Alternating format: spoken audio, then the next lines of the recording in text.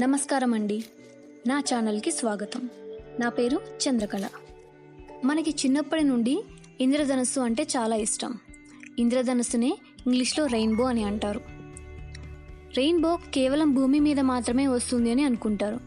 కానీ ఈ విశ్వంలో white light and liquid rain ఉన్న అన్ని ప్లేసెస్లో రెయిన్బో వస్తుంది. రెయిన్బో రావడానికి మెయిన్ వైట్ లైట్ మరియు రెయిన్ డ్రాప్. మనం రెయిన్ డ్రాప్తోనే కాదు, ప్రిజం నుండి కూడా రెయిన్బోని క్రియేట్ చేయవచ్చు.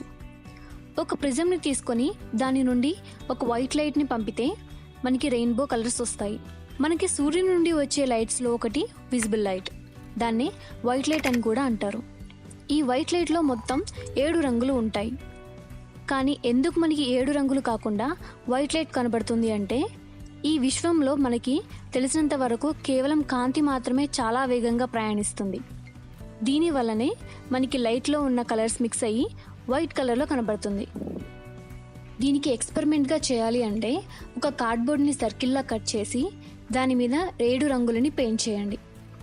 అవే violet, indigo, blue, green, yellow, orange and red. ఇప్పుడు ఆ డిస్క్కి మధ్యలో ఒక హోల్ చేసి ఆ హోల్లో ఒక స్టిక్ పెట్టి ఆ డిస్క్ని రొటేట్ చేయండి. ఒక పర్టికులర్ స్పీడ్లోకి వచ్చాక ఆ కలర్స్ అన్నీ మిక్స్ అయ్యి మనకి వైట్లా కనపడతాయి. సూర్యుని నుండి వచ్చే లైట్స్ చాలా ఉన్నాయి. వీటినన్నిటినీ కలిపి ఎలక్ట్రోమాగ్నెటిక్ స్పెక్ట్రమ్ అంటారు. ఈ స్పెక్ట్రంలో కేవలం మనం విజిబుల్ లైట్ని మాత్రమే చూడగలం, మిగిలిన లైట్ని చూడలేము. వాటిని చూడాలి అంటే ప్రత్యేకమైన పరికరాలు ఉపయోగించాలి. కాంతి వేవ్స్ రూపంలో ప్రయాణిస్తుంది. విజిబుల్ లైట్లో ఉన్న 7 రంగులకి వేరువేరు వేవ్ లెంత్స్ కలిగి ఉంటాయి. రెడ్ లైట్ ఎక్కువ వేవ్ లెంత్ని కలిగి ఉంటుంది కాబట్టి అది రెయిన్బోలో చివరనే ఉంటుంది. వైలెట్ అన్నిటికంటే తక్కువ వేవ్ లెంత్ని కలిగి ఉంటుంది కాబట్టి అది మొదటనే ఉంటుంది.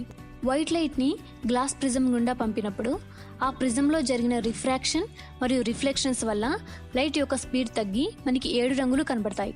అదేవిధంగా రెయిన్బో క్రియేట్ అవుతుంది. మనకి రెయిన్బో కేవలం ఒక పర్టికులర్ ఏరియాలో మాత్రమే కనబడుతుంది.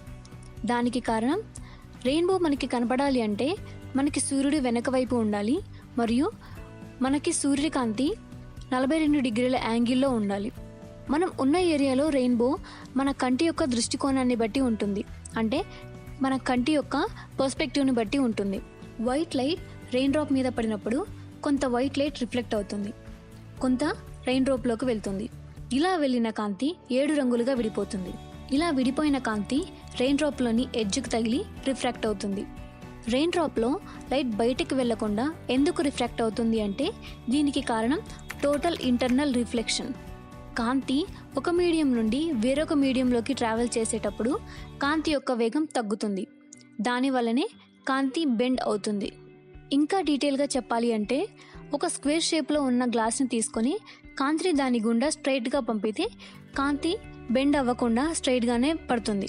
అలానే కాంతి యొక్క యాంగిల్ని మారిస్తే కాంతి బెండ్ అవుతుంది. ఇదే విధంగా రెయిన్ డ్రాప్లోకి సూర్యకాంతి 42 డిగ్రీల యాంగిల్లో పడుతుంది కాబట్టి కాంతి రిఫ్రాక్ట్ అవుతుంది.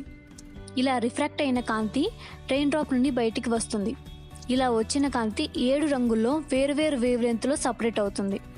రెడ్ యొక్క వేవ్ లెంత్ ఎక్కువ ఉండడం వల్ల రెడ్ లైట్ ఎక్కువ బెండ్ అవ్వదు. అందుకే రెడ్ కలర్ రెయిన్బో బయట కనబడుతుంది. మనం భూమి మీద ఉండి చూస్తే మనకి రెయిన్బో హాఫ్ సర్కిల్గా కనబడుతుంది. అదే విమానంలో ఉండి చూస్తే రెయిన్బో ఫుల్ సర్కిల్లా కనబడుతుంది. ఎందుకంటే భూమి మీద ఉన్నప్పుడు మనకి కేవలం 180 డిగ్రీలలోనే లైట్ మరియు వర్షం పడుతుంది.